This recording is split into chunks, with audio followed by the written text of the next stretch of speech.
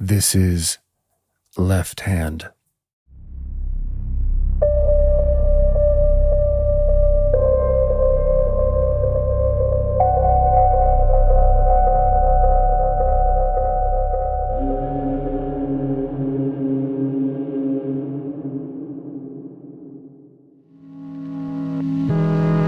Welcome back to Left Hand, and thank you to all of my listeners for joining us again. A special thank you goes out to our patrons. Your support makes this project possible. I also want to extend a deep gratitude to those who've stood with me and the others at Acid Horizon and other folks at Repeater Books and Zero Books during our recent departure from the imprint. If you are curious about that situation, you'll find more information below. We are navigating towards new shores, and some exciting collaborations are already in motion. One of these includes the creation of our own publishing imprint, Ocular Editions, which will feature books that reflect and deepen the philosophical and political perspectives familiar to Acid Horizon viewers and Left Hand listeners. Our speculative slate of titles is already brewing in the cauldron. The imprint's debut will be the Acephalous Tarot, the erotic tarot of George Bataille, a deck and companion book drawing on the thought of George Bataille, now nearing its completion in the production phase. I am also preparing to release Vintagia, a system that combines the I Ching with creative practices like psychogeography, writing, music, and active imagination, and much more. You'll be hearing about that very soon. Today's episode is the culmination of a series in which we have been interrogating Jungian thought, not just to understand Jung, but to ask the broader question: how do we think with a thinker?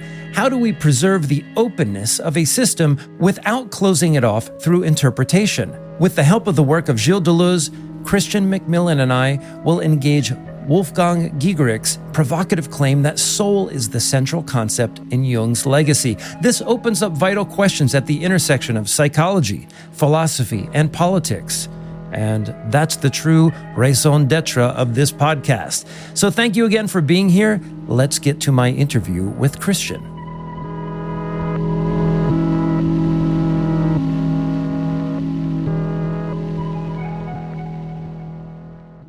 This is Left Hand, and I am your host, Sereptie, aka Craig of the Acid Horizon podcast. Today, I am joined by Christian McMillan from the University of Essex to explore Wolfgang Giegerich's essay, Why Jung?, a text that elevates Jung not simply as a historical figure, but as a bearer of a singular notion, the soul as a living, conceptual reality.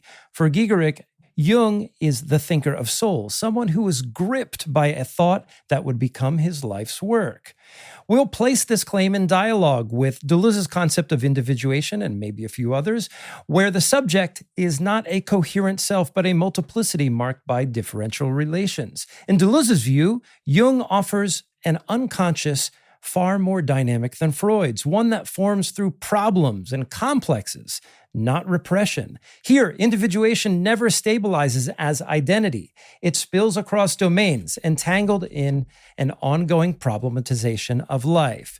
So together with Christian today, we'll ask what it means to think the psyche without grounding it in the I or the self, or maybe actually grounding it in the I or the self, and what it means to stay with the frayed edge where thought, time, and life undo the very frameworks that we've learned to trust. So, Christian, thank you for joining me on this show here today. Thank you, Craig. That was a full introduction. And as you've already pointed out, yes, I do a little bit of work at the University of Essex, and my PhD thesis was on Jung and Deleuze and the image of thought, and really looking at Jung's notion of the self from a kind of critical perspective using Deleuze's image of thought, because I kind of associated the way in which Jung occasionally wrote about the self as open to the critique of the image of thought, as Deleuze penned it in chapter 3 of Difference and Repetition. And I've done many, many other things, but at the moment, as you say, I've been looking at some of Gigerich's work, which informs some of my teaching on the program at Essex, in amongst other topics as well. But I think this might be a good place to start, this idea of the notion of soul, as Wolfgang Giegerich calls it in his 1998 work, The Soul's Logical Life. And to put the onus back on you for a moment, Craig, I just wondered if you had any thoughts in your reading of the section that you referred to, Why Jung, as a starting point. Yes. Well, to be truthful, I haven't read much of Giegerich's work. I actually have one of his books here. I think it is What is the Soul? And I had read maybe the introduction and a passage to which I was directed at one time. And my first impression was, wow, this is extremely Hegelian. And as I told you in our sort of pregame for this discussion, I had interacted with some folks online who engaged in a kind of debate with me about Hillman and Gigerich, who I understand had their own sort of debates within their Jungian circle back in the 20th century and maybe up until Hillman's death. And I should also say that maybe the way that I know Giegerich's work best, which I don't know if is the best way to know Giegerich's work, is actually through the work of Stanton Marlin. And I had read one of his recent texts. It's Jung's Alchemical Psychology. And Marlin does a formidable job of outlining the contours of the debate at large, and of course, registering his own opinions and shows us where he stands amidst all of it. And actually, a few years ago, I co-interviewed Stanton Marlin for another podcast. He's a very well-read person. And when I think, for example, like back in the late 90s or mid 90s when I was first getting into this stuff, it was hard to imagine a Jungian being into, for example, Derrida and Adorno. But I think one of the strengths of Marlin's work is the fact that he does engage with those figures. But in the context of that interview, I was very surprised that Marlin never engaged with the work of Deleuze, because some of the tools that he's working with from the post-structuralists, namely Derrida, to a lesser extent, maybe Adorno in some ways, even though we might not consider Adorno a post-structuralist, it seems that he would have benefited with a deeper engagement with Deleuze, because I think what he's doing with those figures, he could probably do more adeptly with difference and repetition. But that's my basic engagement. So everything that I say about Gigerich in the context of this interview today is going to be limited to a few passages from What is the Soul, from what I've learned in Marlin's work, and this essay, and I forget the name of the book, but the essay is called Why Jung, but it appears in another one of Giegerich's book. Maybe you can say something about that. I think the title, Soul's Logical Life. Soul's Logical Life, that's right. I think a lot of post-Jungians could benefit from engaging with Deleuze's work. I mean, but I would, of course, be biased in that suggestion. Wolfgang Giegerich, that work on the soul's logical life and Why Jung, where he sets out this idea of the notion of the soul from a Hegelian perspective, as you've suggested. I think if we just leave the logic alone for a moment, what's interesting is that this is a post-Jungian thinker. He seems to claim that to have gone almost beyond Jung to a certain extent in substantiating this idea of the notion of the soul in a way that he thinks that Jung wasn't able to articulate or reflect properly. But I think what's interesting for me is that this is a post-Jung operating on a kind of battleground or field in trying to determine what the proper status of analytical psychology is. Now, we could probably say that a lot of post-Jungian writing after Jung's death is situated on this battleground, trying to determine what analytical psychology is. So if we think about Deleuze's statement in Difference and Repetition about the beginning points of philosophy, it's almost as if this battleground is populated by many, many different beginning points, all claiming perhaps to be than another. So this is what I mean by the battle. Different post-Jungians trying to determine the beginnings of analytical psychology, what that sort of foundational concept should be of analytical psychology, and fighting with each other. And perhaps Gigerich does a really interesting job, I mean, a very powerful and persuasive job, I must say, in occupying this battleground, center stage, and saying it is Jung's notion of the soul that is the beginning point, although Jung didn't articulate it very well. And from that perspective, I find this interesting. I find it interesting to look at his or Gigerich's notion of the soul as an image of thought. And there are some images of thought that are better than others, as you know, at least if we go by the way in which Deleuze critically presented that idea of the image of thought. And I just wonder what it is about the notion of soul, as Gigerich and his followers appreciate, that might actually have an adverse effect or a negative effect on the way in which analytical psychology, and particularly Jung's own determination of analytical psychology, by which I mean the way he wrote, an adverse effect on the way in which analytical psychology can relate to or connect with what I suppose would call non-analytical psychologies or non-psychologies. To what extent is that relationship curtailed by this image of thought of soul that Gigerich has established? Can analytical psychology connect outside of these determined boundaries around an image of thought of soul with other non-analytical psychologies or non-psychologies? And but I don't think this is an exclusive problem as far as I see it to Gigerich's work. I see it as something that might also belong to other post-Jungian attempts to determine the battleground or to win the battle about the beginning of analytical psychology. What foundational concept, has to contain or border analytical psychology. But what I find they have in common is this curtailing of a potential transdisciplinary relationship with other disciplines or other domains, as Deleuze referred to them, domains which have their own specific sets of problems in the transcendental sense, which might be really useful for analytical psychology. And Jung seems to be open to these connections with non-psychologies.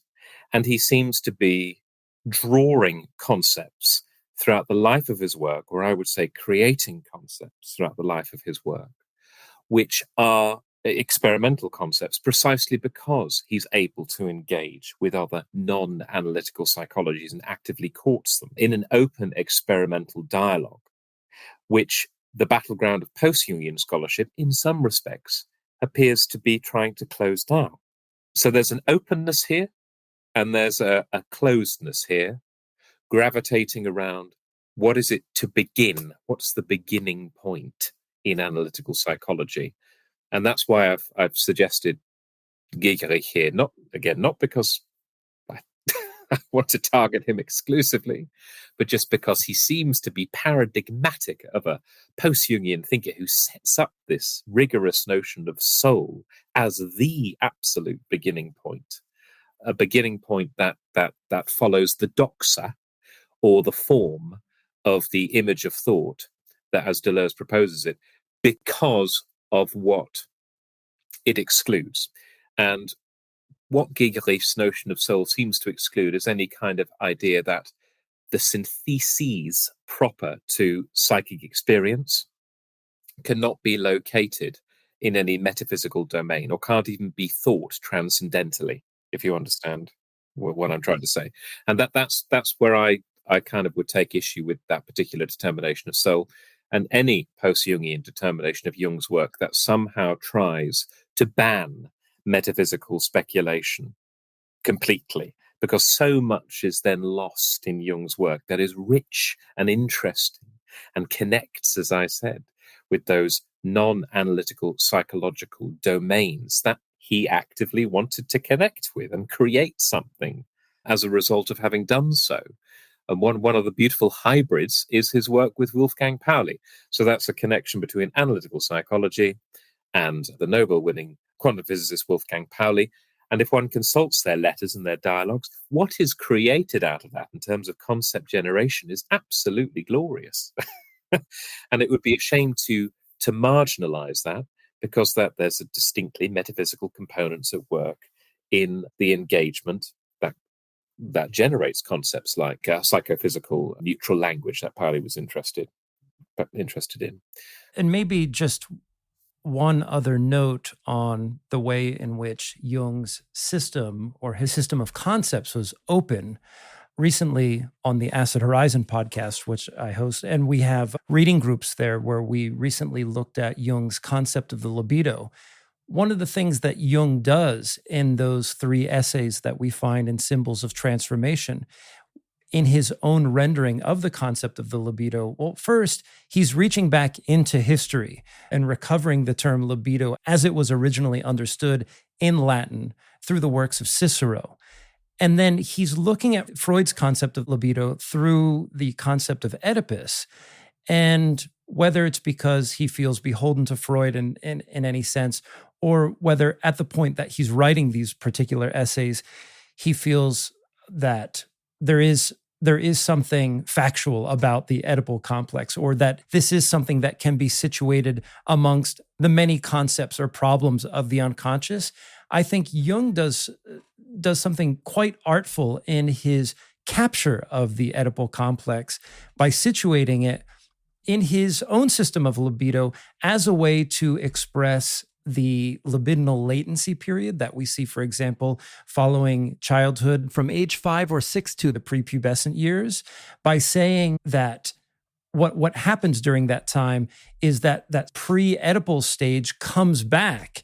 And then when we do come to adolescence or puberty, the appearance of the Oedipal complex as a way to not only express one's desire for one's mother, it's not simply that. For Jung, it's the Oedipal complex as something that's sexually motivated that reveals the symbolic nature of the universe. Basically, he takes Freud's concept and he says, like, I like what you did there. Let me show you what you did wrong.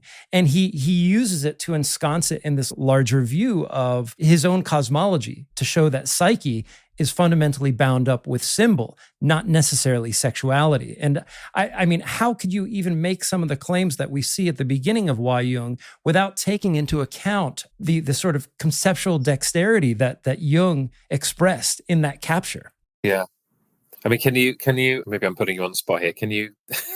Yeah, go for it. Yeah, test me. No, just from the Why Jung section of Soul's Logical Life, you said something was maybe missed there, or how can it be, that conceptual dexterity be, how can it be missed? Can you think of a particular point in that? Well, I mean, it's interesting. I'd have to go back to find the exact quote, but one of the things that Gigerich claims is that at some point, or maybe fundamentally, that Jung abandons empiricism. And it's only early in his career when we see, for example, maybe the medicalized Jung, that we have a Jung who's attached to an empirical method. But then, as you mentioned in his exchanges with Pauli, and I would say, in what I had written to you in our email correspondence, is I think the fundamental character and quality of what counts as empirical knowledge for Jung just changes over time. For me, there's a couple non-starters with the argument that Gigerich puts forward. What's your take on the empiricism piece? Yeah, he obviously Jung had a very curious and ambivalent and ambiguous idea about what empiricism was. I mean, one of the common views in a lot of post-Jungian scholarship is that Jung tried to empirically substantiate some of his claims because he thought that was a way that would lend legitimacy to some of his ideas. A positivistic empirical methodology, at least if he invoked it in the spirit of the letter and what he wrote, then perhaps it would lend some legitimacy to what he was doing. But I would say that more positivistic empirical phase of his work, it only lasts so long. If one compares what he's writing in the Sofinja lectures right at the beginning of his academic life when he's a student, and one starts to look at the work on synchronicity as it's germinating in the 1930s, and then Mysterium Conjunctionis a little bit later, there is some kind of matchup in the way that he's just talking about metaphysics in this very early phase and then this much later phase, which becomes a bit muted, to say the least, in the middle. And what I remember that he says in the Sofinja lectures about the soul, which will of course later become the psyche, is that one has to equate soul, or the soul, with the thing in itself, in Kant's sense. So whatever the soul produces, whatever productive power the soul has, it's located somewhere, as I said, that Jung equates with the Dang an sich, the thing in itself, meaning that whatever synthetic powers the soul has to generate anything is located at this transcendental level or within this transcendental domain, disconnected from any presupposition of unity and identity that Kant might have identified with the transcendental subject. I mean, there's something very, very powerful to just remember about what Jung is saying there in his earliest work, which comes back again later on when he starts to create new concepts, to try and think about an image of thought that helps us to relate to the depths of these syntheses. And I would say the psychoid is a good example of a later attempt to think that. But as I said, think it in terms of an image, just as Bergson referred to the élan vital as an image, if you know what I mean. It's not a full kind of determination. It's trying to capture something, but in movement, so to speak. So I think it's useful to remember that Jung is throughout his work trying to think about where syntheses are, but always disconnected from some kind of presupposed unity of the subject. And any subsequent or post-Jungian articulation of the beginnings or the grounds, the foundations, if you like, of analytical psychology, which would do away with that, which would do away with that depth of trying to create images, create concepts that help us to think about where syntheses are transcendentally, is maybe doing a disservice to the openness of what Jung was encouraging us to think about. You know, and this is what I mean by an experimentalism in the Deleuzean sense, an experimentalism with concepts which compose a transcendental form of metaphysics.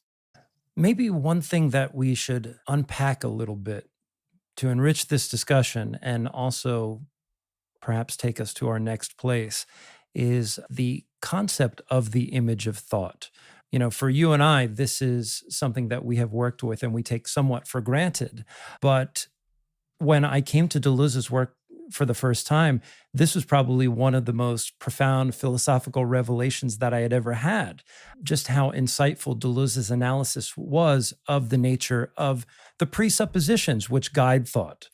And so, and this is something that I've discussed many times on the podcast, but maybe in your own words, could you tell us what an image of thought is? And in what ways, for example, does this image, to think with an image, how might it foreclose upon certain ways of thinking? And how does it sort of set us in a track to think in other kinds of ways? Yeah, I think, I mean, to try and keep that within the context of what I said a moment ago, and there are images of thought and there are images of thought, aren't there? There are images of thought which might be more adequate to the plane of immanence, as Deleuze referred to it, than others that would seek to almost close down that plane. And what I envisage in Jungian studies is Jung's own work and some post-Jungian work where there are different images competing with one another. I don't know how to put it really. I mean, there's obviously Jung isn't here to defend the many images that he created. But my sense is that in a lot of post-Jungian scholarship, that his very capability, or one of the things that must be lauded about Jung himself, is his ability to generate, his desire to generate images. There's something in that in itself that's important to remember. Versus post-Jungian work, which for whatever reason, from whatever particular field or psychotherapeutic perspective they may be orientated by, do not perhaps consider the very idea of the generation of concepts as something that's or generation of images as something that is worthy in its own right. That there's got to be an image that determines the disciplinary boundaries of analytical psychology in a certain way, which thus must, by default, exclude aspects of Jung's thought that doesn't fit within those boundaries. So, I mean, in most simplistic terms, an image of thought which is perhaps less adequate to the plane of immanence is one which determines quite rigorous boundaries in which something or a number of things have to be excluded. Yeah, I just want to mention a brief non sequitur, which really isn't a non sequitur in the context here, but Marie-Louise von Frahn's work on projection, there's a section in her book where she talks about, for example, how certain images that we maintain as, well, just individuals, but more specifically as philosophers, can be images which undergird the creation of metaphysical systems. I mean, this is something that I see, for example, in the paradigmatic case of Judge Schreber, whom both Freud, Jung, and so many others analyzed as being generative of a kind of new image of thought, one that I believe threatened the core tenets, at least of Freud's system of thinking. And to Freud's own admission, he believes that he was challenged by Schreber's case. But that aside, just getting back on the track with the image of thought, one of the things that I think is ultimately important here is, what Deleuze delineates, which are objective presuppositions and subjective presuppositions. Maybe we can dig in a little bit here, because this is where I will give Gigerich some credit, and we also have to mention James Hillman here too, who, both Gigerich and Hillman note that there is a monotheistic tendency of sorts in Jung's thought. And that is to say, one of the objective presuppositions is something that leads Jung to embrace concepts like the unus mundus, right? The totality of the self with a capital S. And one of the things that we then have to reckon with that you're putting forward here is, you're right. Jung is living between these various images of thought in the lowercase sense that, he's committed to science. At times it's scientific. At other times I would say it's merely scientistic. But then there's another side of Jung, for example, that we get in the Red Book, where he's fully committed to this deep dive into the psyche that seems completely unmoored from the tasks of science. And there seems no way, at least at the end of Jung's life, where he was able to reckon this divide in any sense. But what's interesting to me is that, at least in his manifest work, what we see in the collected works, what he would have liked to have been remembered by, I think there's a very strong predilection to the notion of the one in the form of the self. But then it remains a question of, how do we deal with the irony that there was a way in which Jung himself could not just be one? A one in the Neoplatonic sense. And of course, anyone that's familiar with some of Deleuze's writing could find ways to engage with that critically. And the same goes for the self. I mean, you have to make certain selections from Jung's work in order to be able to apply that critique with some success. Again, which I think attests to his openness and his playing with these ideas in different contexts. But is that how would you read the unus mundus as a one in that Neoplatonic sense, which could then be subjected to the critique of the image of thought as Deleuze presents it? Ultimately, and I certainly don't have the same grasp on the literature that you might and others at the University of Essex might, but I tend to think, and viewing it through the lens of the work of Stanton Marlin, I think there is a sense in which Jung himself is looking for the unity of unity in difference. I think that has a privileged place ultimately, rhetorically speaking. But I'd like to go back to the irony, because then it raises the question of how we interpret Jung. Do we have to take him at his word on that? How do we account for these other facts about his intellectual or spiritual life, that remain on the fringe of that or outside of that in some sense? and don't seem to nestle completely into place in what we might consider to be the totality of his writings. And so I think there's just a question there. There might be people who are quick to answer it. In the end, maybe even Jung himself cannot answer it. But I think when it comes to certain theoretical tools that are at our disposal, this is why I went back to difference and repetition before our discussion here, because if we're committed to a concept of individuation, and for this discussion, I will be, there are times where I am leery of it.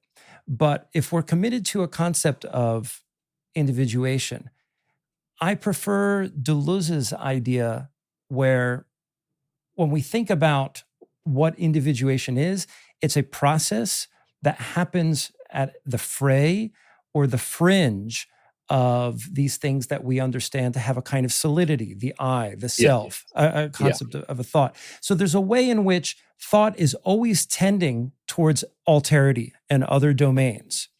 And if that's the case, well, I think everybody's in trouble, right?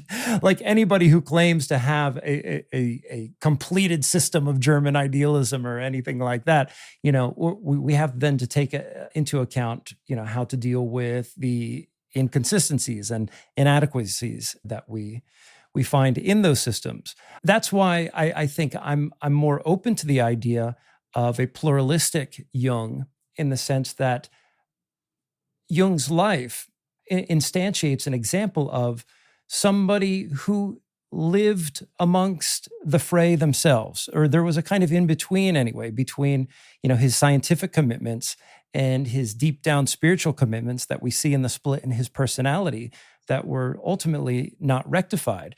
And to me, I don't know. To me, I find that beautiful in an odd way. Yeah, and so do I. And I think perhaps that's the way I read Jung now. What you just described as beautiful was what I've come to appreciate in reading the original work now. Whereas, some time ago, I didn't appreciate that so much. And I was looking for almost, a logical consistency, dare I say, because that word is obviously used a lot by Gigerich, but for good reason. A logical consistency in the form of the image of thought, the form of the subject, finding its way into the way in which Jung was trying to ground unity from the beginning in the Sereptie lectures to the end. When I say in the Sereptie lectures, when I first started to think about these things, I hadn't really engaged much with those lectures. And I sort of came back to them a little bit later and discovered what I think to be a little bit more gold in the traditions of vitalism that Jung was mining, but derived from Kant, from what I could tell of the Sereptie lectures. So I would say that the form of unity and identity is something that one can identify in not only the self, its structure and dynamics, but also in the unus mundus, which is a kind of deeper expression of that form within the nature of reality. But still, the form is retained. It's the form that's carried through. I think Deleuze says the form of the discourse remains, and that's the problem. But despite having said that, where I come back to your point about the beautiful is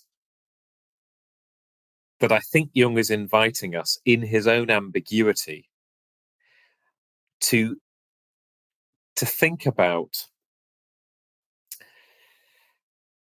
synthetic powers, syntheses, within his work on synchronicity, particularly, that does not presuppose some kind of form of unity and identity to be embedded in the oneness. And this is where Deleuze's work can help, to help us think about what he means in the Sereptie lectures when he tries to articulate in not a very cogent way that the generation, the production of experience, which includes psychic experience, is determined by the thing in itself. And I think that's what he spends his life toying with. What is that thing in itself? And this is why he's dipping into all these different fields, allowing himself to be shocked out of the sedentary habits, which, as you know, Deleuze associates with the classical image of thought, so that he doesn't get kind of hoodwinked or fixed into that form too often. And I think, yeah, when one frees oneself up to understand the beauty in Jung as playing with these syntheses, as trying to understand these syntheses and generating different concepts or images to trying to help think through these syntheses on different levels of depth, then that allows that openness to flourish. But perhaps I'm being too generous. I almost want to give what I think is Giegerich's due here, which is that there's a beautiful idea in the Why Jung essay where he brings in Heidegger's notion of the one thought. And I think this is something that just intuitively resonates with me. And I think there's precedent for what he says here, not just in Heidegger, but in other domains of creation, like poetry, for example. The idea that a philosopher spends their life attempting to articulate this one inchoate thought that is the dynamo of the life of the philosopher, for lack of a better word. And although this one thought may undergo various vagaries, it might articulate itself in a particular concept, throw that concept away, sublate it, if we want to use Hegelian language, and move on to a next more sophisticated, integrated understanding. And then at the end of a philosopher's life, maybe we get a complete system of thought, maybe we don't, I don't know. But there's a quote here that I pulled from a poet named Richard Hugo that I thought resonated nicely with everything that we're talking about. And I thought maybe by pulling the discussion out of philosophy for a moment and going to literature and poetry, it can give us some perspective on what we're talking about. And I'll just read this quote out loud. He says, "Public versus private poets. With public poets, the intellectual and emotional contents of the words are the same for the reader as for the writer. With the private poet, the words, at least certain keywords, mean something to the poet that they didn't mean to the reader. A sensitive reader perceives this relation of the poet to word in a way, that relation, the strange way that a poet emotionally possesses his or her vocabulary, is one of the mysteries and preservative forces of the art. If you are a private poet, then your vocabulary is limited by your obsessions. In fact, most poets write the same poem over and over. Wallace Stevens was honest enough not to try to hide it. Frost's statement that he tried to make every poem as different as possible from the last one was a way of saying that he knew it couldn't be the case. And I found that fascinating because I think for anybody, and this just doesn't hold for poets, but maybe for musicians, fiction writers, and what have you. Me being a musician myself, I've often wondered if sitting down to compose a piece of music, if I'm trying to get at that phantasm that's lurking within me to articulate itself in a way that's at once familiar, but also different in some way. And so when you get an album or you get a whole discography, what you're getting is this sort of multifaceted object that is this deeper or this broader articulation of that notion of a one thought. Is that possible? Like, even if I were to change genres, for example, or try a different style of composition, it raises the question then of how that one thought is expressing itself in this sort of different format or this different genre. But I was curious where you're at with that, because I think there's something in Giegerich's notice of that holds true, at least for me. One of the things that James Hillman talks about is the kind of deep yearning. You know, it's one of the forms of love that we express. And this yearning is something that can be switched on in our youth or in adolescence, where all of a sudden we have this new aesthetic sense of the world, and our pursuits in the world, whether it's through love, our profession, or through our artwork, then become a kind of expression of that yearning, a kind of reaching towards something that we never fully grasp, but always seem to stem from what we might call the soul or our heart or what have you. But what are your thoughts on the concept of one thought? Well, I'd be tempted to say, you put it in such lovely terms there, and I sort of feel a bit on the back foot with what I'm about to say. But when I looked at that, the one thought, explicitly in that chapter of Soul's Logical Life, again, I thought, this is amazing stuff that's being written here. But it just made me think of the conceptual persona, as Deleuze and Guattari write about it in What is Philosophy. Again, I wouldn't be too qualified to comment much more on that. And then it made me think of Descartes and the cogito, which they name as, Descartes' conceptual persona. And I suppose that led me down the route again about thinking, fine, you can have the one thought, but I still think it's a value to subject that one thought of the thinker to some scrutiny.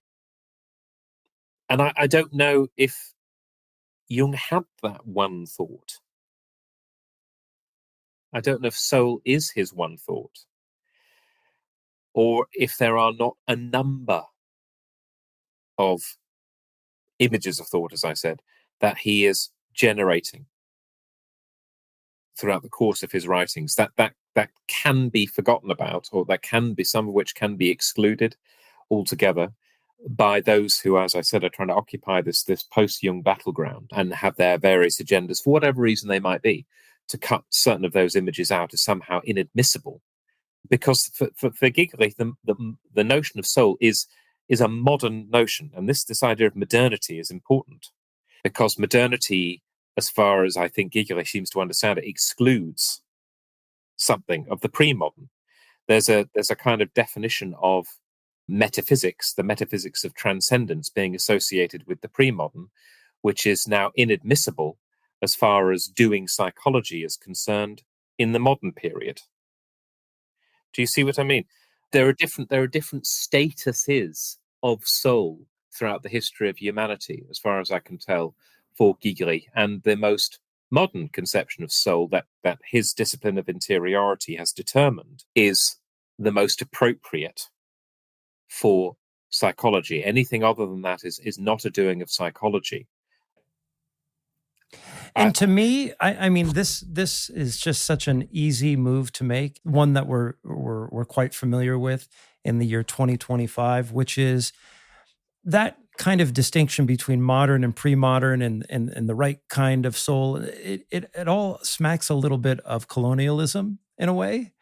It just makes me think that the notion of a modern soul connected to the concepts of capital S self, capital I, and it being this insulated interiority is something that falls out of bourgeois thinking in the Enlightenment.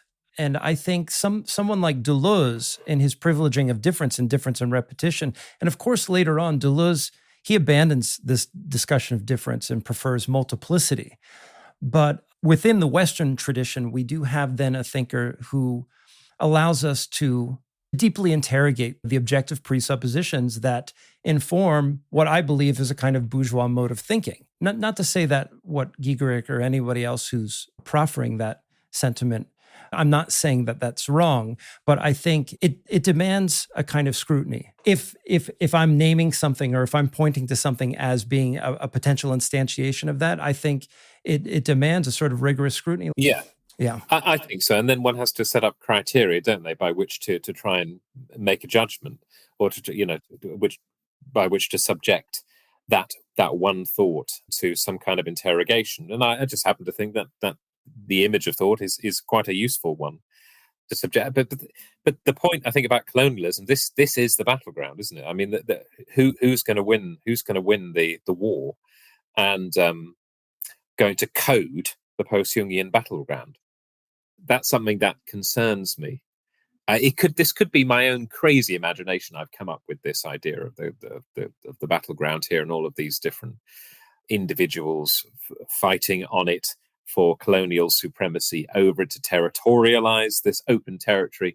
But for those who are interested in Jung in the 21st century, that this is a ground that I think Jung actively tried not to territorialize. I mean, there is, of course, evidence in his work to suggest that he was privileging or presupposing an idea of unity, which is a monism, which is what makes Hillman's work, psychology, monotheistic or polytheistic, so interesting. I mean, that little essay he wrote all of those years ago is kind of, a Deleuzian sort of critique of transcendent monotheistic thinking, which Hillman finds embedded in Jung's work.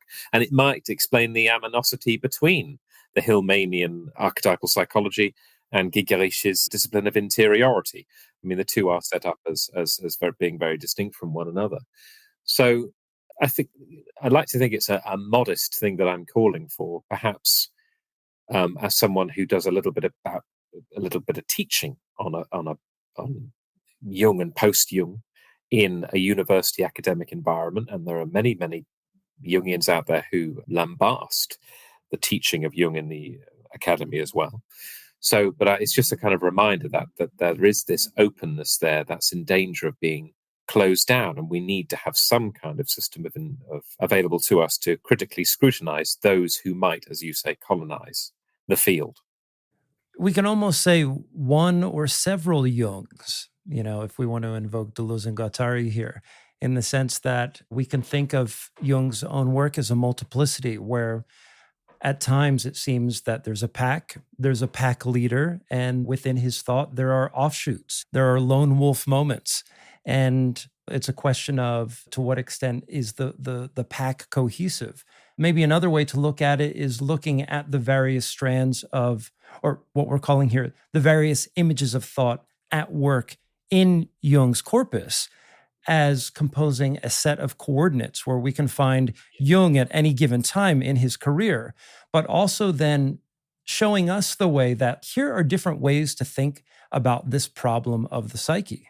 Yes. And when it comes to our work and advancing, if we want to call it Jung's legacy, I mean, we'll throw Hillman and Gigerich in there too, but what is the future of psyche in view of, and if we bring Deleuze in as a kind of first cousin, I guess you would say, of the Jungian tendency in psychoanalysis, which is how does this work enter and interact with the political domain, the domain of the social unconscious, if we want to take the work of anti-Oedipus seriously. And one of the ways that I think that James Hillman has been very useful is that people have tried to take the work of active imagination and I guess you would say other embodiments of the imagination and make them political and social and use them for things like urban planning and so forth. The risk of not doing that is making Jung an institution. And that's one of the things that I kind of detect in Giegerich's essay here. I mean, right at the very beginning, he's saying what this is not. This is not Freud, it's not Lacan, it's not Klein, and many others. And I think there's a big danger just in the enterprise of thought and making such a forceful exclusion at the beginning versus what can I do with these tools that are before me? If Freud and Lacan and all them aren't in there, what does it mean for example, for the Babylonians, the Sumerians? And what does it mean for every other tradition then that informs Jung's work? Who's in and who's out? To me, that's a challenge. And this is one of the things that Hillman confronts on the polytheism essay, is that once we achieve this sort of monotheistic peak in the individuation process, are all those polytheistic elements, quote unquote, sublated, and the excess is then ejected from the process? Or do those things come back and play? And this is where I'm firmly a Nietzschean about this sort of things, is that all of those elements that have contributed to the individuation of an individual, a society of people, can come back in some way. These are eternal fragments, monuments that are in the gyre of the cosmos, and they will find their way back into thought. Keeping analytical psychology relevant, keeping it relevant and open to a psychosocial transdisciplinarity is something that I think needs to continue to be foregrounded in post-Jungian thinking. How is it that Jung's work is going to connect with other disciplines that compose what together we might call the psychosocial. Where are the connections between the different domains? And I think the connections occur around or gravitate around syntheses, as I said earlier. And you said about looking at different images across Jung's own work as coordinates for when he was thinking about, again to use my terms, syntheses in slightly different areas. And the individuation of the actual world, the subjective world, the psychic world, that's dealt with across all the different domains that populate the psychosocial. Ones which they may deal with synthetic processes or powers of syntheses in slightly different ways. But this is the kind of where I think Jung's work can resonate with these other fields, precisely because they're just trying to think about the generation or the production of something. Do you understand? Yeah, no, absolutely. Yeah. And that the danger there is when that's lost, or when that or when those connections are cut out, or when there's kind of no universal capability of thinking about syntheses, as if unless they're just confined to a particular field or domain. There's an interesting word that remains untranslated in Deleuze's Difference and Repetition towards the very end of the book, where he's talking about the idea of a fringe or a fray where the process of individuation occurs. And I mean, Deleuze many times throughout Difference and Repetition talks about the idea that individuation is this differencing process into other domains. But the word that remains untranslated, and my French is terrible, I think it's pronounced démence, which actually means domain. But when you look at the image of this word, it's about the house or the manor, and the démence is the territory. It's like the wilded territory that's adjacent to the manor. And if we think about the continuity or the expansion or the future of the discipline, whether we call it post-Jungian psychoanalysis, archetypal psychology, I think one of the things that is important for its survival and its flourishing in the future is its ability then to be able to move into those wild domains, right? Like Yes. that's the image. And I'm looking, I mean, I don't think we're not doing the video, are we, on this? This is No. just talking. Yeah. So that those who might be listening to this didn't just see your hand gesture there, which was kind of almost you had your hands Kind of sprawling, together, but the fingers splayed, and then you moved horizontally. And it made me think rather than vertically, and it made me just think of a rhizomatic field in that sense of the cross connections of exploring different syntheses across these dimensal domains that populate the field of the psychosocial. Yes. Well, I think we just about covered everything in our essay here, Christian. Maybe one way that we'll kind of wrap up the discussion is I'm really interested in the idea that you were doing work. Well, actually, I should say, when I was in the UK like 2 or 3 years ago, I picked up Jung, Deleuze, and the Problematic Whole, which is edited by you, Roderick Mayne, and David Henderson. But this was from 2016, 2017, 18, you said. And then for a short time, you were not doing this work, but you're back at the University of Essex now. I'm curious, what is your current trajectory with research in Jung, Deleuze, or anything else for that matter? I mean, maybe it isn't Jung or Deleuze. I think it is Jung and Deleuze for a little bit longer. There were a lot of different kind of avenues that came out of that project that the three of us did, which was an AHRC funded project back in 2016 to 2018. There were a lot of loose ends and lines of inquiry that I would like to follow.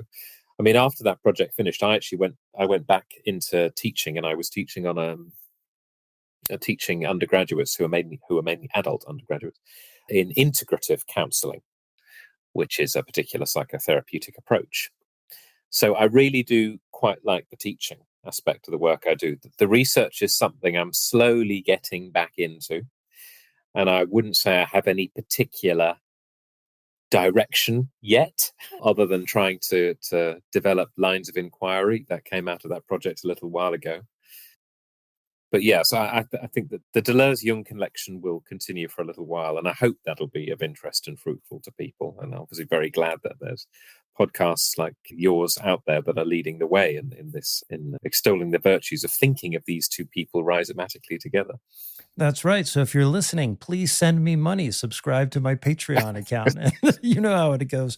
Well, maybe my next question is, maybe it edges a little bit on the personal side of things. You talked about this affinity that you had for teaching these students who are studying a kind of integrative psychotherapeutic approach.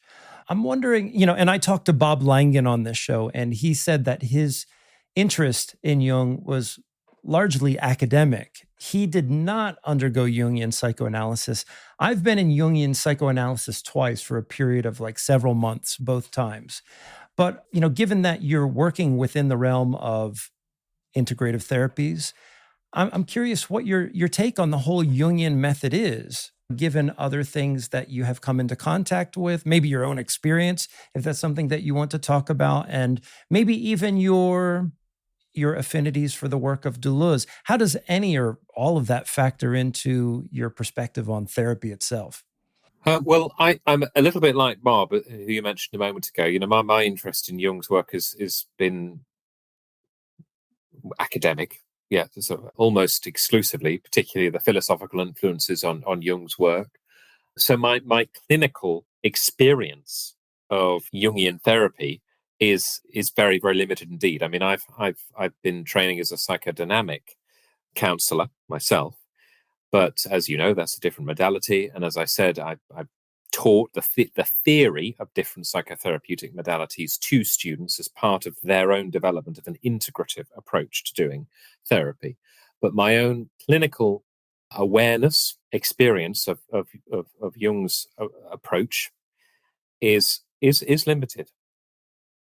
And I don't know, it's something I have always been concerned about, because I don't know to what extent having that dearth of awareness about the psychotherapeutic, I don't know what the right way to put it is, but the psychotherapeutic approach that Jung and modern practitioners of Jung psychotherapy use, if I'm not so familiar with that, does that present a problem to writing about Jung?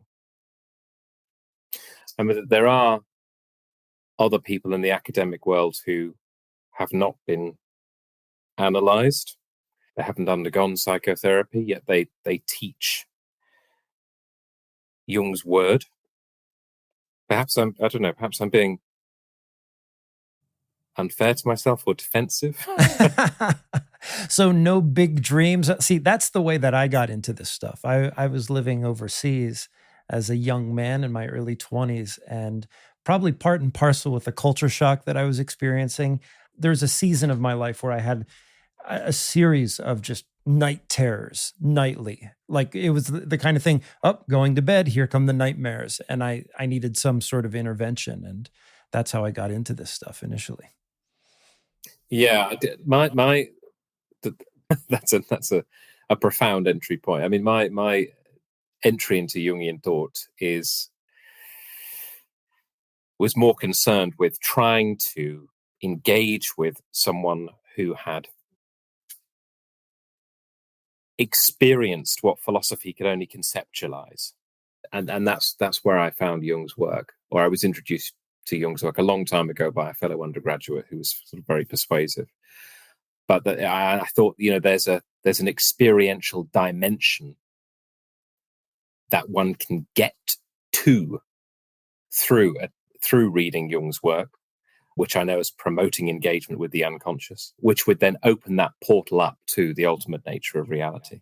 Well, Christian, I want to thank you for joining me here. It was actually Bob Langen who recommended that I have you on the show, and it'll be exciting to see what kind of publications you put out as you get back up on your feet at the University of Essex and commence a new strand of research. Thank you. Well, thank you very much, Craig, for leading this discussion. I've really appreciated it.